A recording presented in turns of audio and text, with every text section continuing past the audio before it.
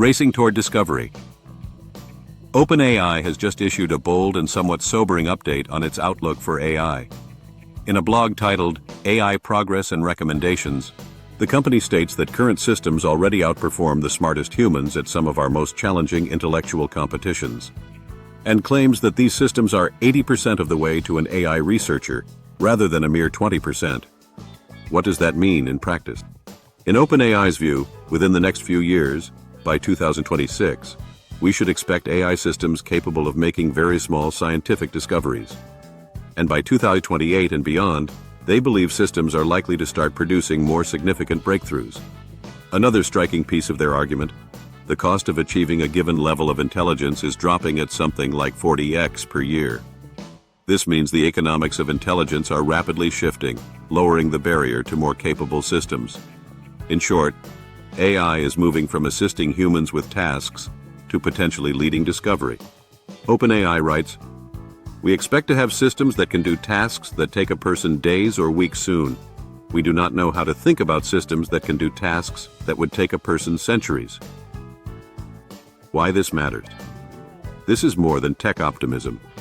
If systems begin making genuine scientific contributions, not just analyzing or summarizing but discovering, that triggers a paradigm shift in how research is done, how labor is organized, how knowledge is created.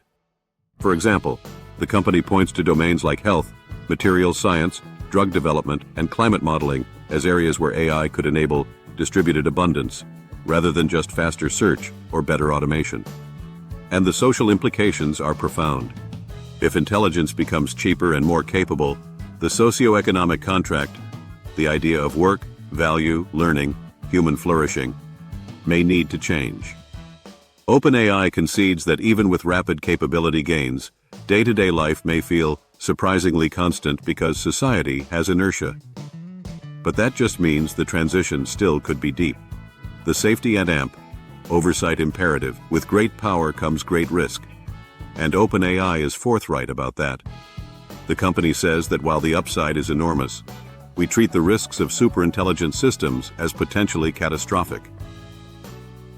In its section on governance of superintelligence, OpenAI argues that the time is now to think about global coordination, resilience, and oversight. Specifically, they call for coordination among leading labs, frontier labs, so that safety is embedded in how capabilities develop. They envision something akin to the role of the International Atomic Energy Agency, IAEA, for superintelligence: inspections, audits, tracking compute and energy usage. They emphasize that regulation of business-as-usual AI is not sufficient. Superintelligent systems demand special treatment and coordination. Moreover, in their How We Think About Safety and Alignment piece, OpenAI describes a preparedness framework and emphasizes principles such as defense in depth, methods that scale with capability, human control, and community effort. Some of the specific risk areas flagged include bioterrorism, AI used to design pathogens; runaway self-improvement, recursive improvement loops; misalignment of values, and misuse by bad actors.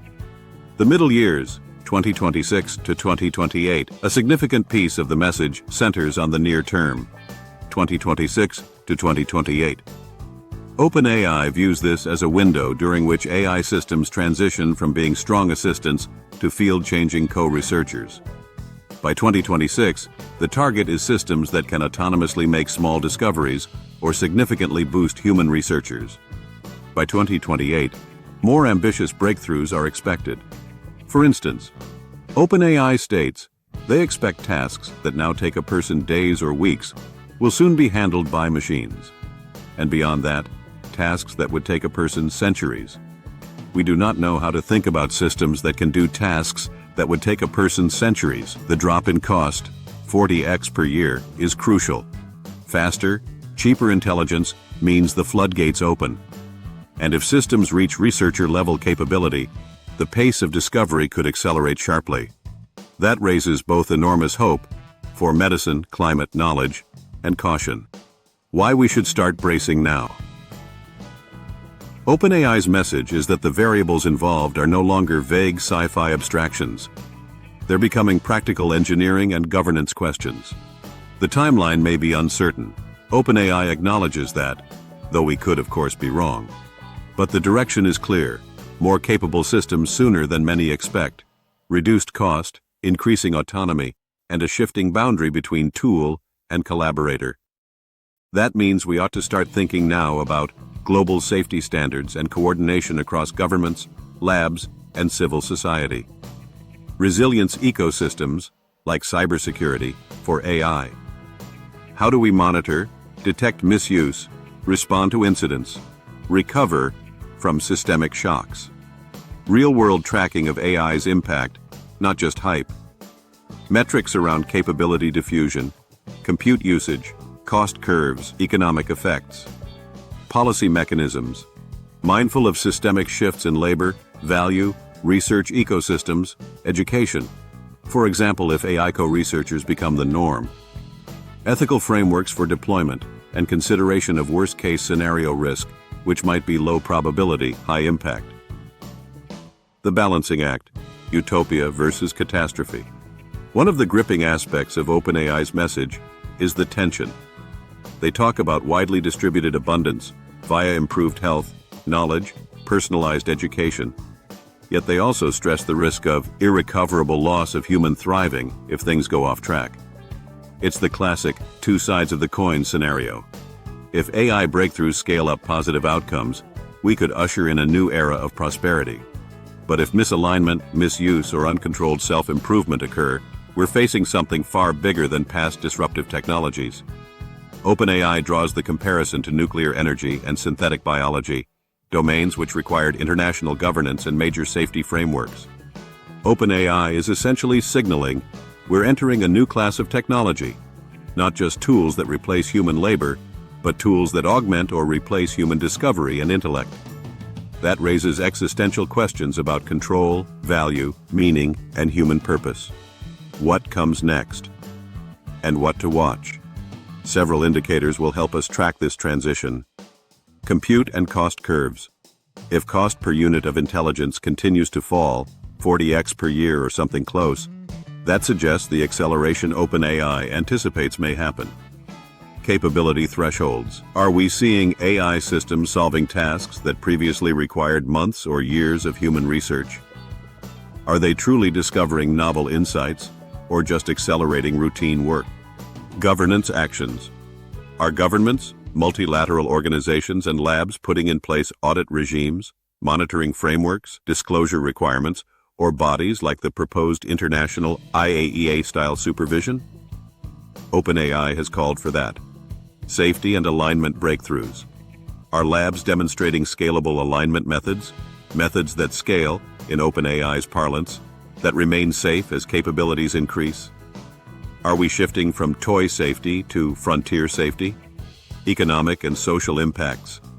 Are we observing major shifts in how research is done, how education is structured, how expertise is distributed, and how labor markets respond to autonomous discovery engines? Conclusion. OpenAI's recent statement is both a wake-up call and a strategic outlook. By asserting that systems are 80% of the way to an AI researcher, forecasting discoveries by 2026 and breakthroughs by 2028, and highlighting the economic and governance dimensions of this leap, OpenAI is shifting the conversation. The shift is away from thinking of AI as simply improved automation, and toward thinking of AI as an intelligent collaborator and maybe successor in research and discovery. At that level, the stakes change. Governance, oversight, resilience, and broad coordination become not optional extras, but essential infrastructure.